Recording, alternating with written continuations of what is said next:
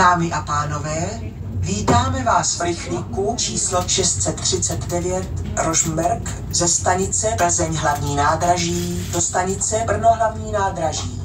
Bližší informace týkající se jízdy vlaku naleznete v mobilní aplikaci Můj vlak nebo vám je podá vlakový personál. Přejeme vám příjemnou jízdu. Příští stanice Nepomuk. Pravidelný příjezd ve 14 hodin 29 minut.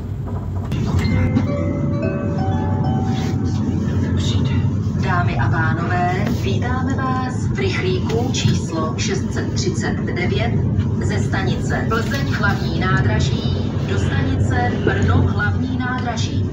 Bližší informace týkající se jízdy vlaku naleznete v mobilní aplikaci Můj vlak nebo vám je podá vlakový personál.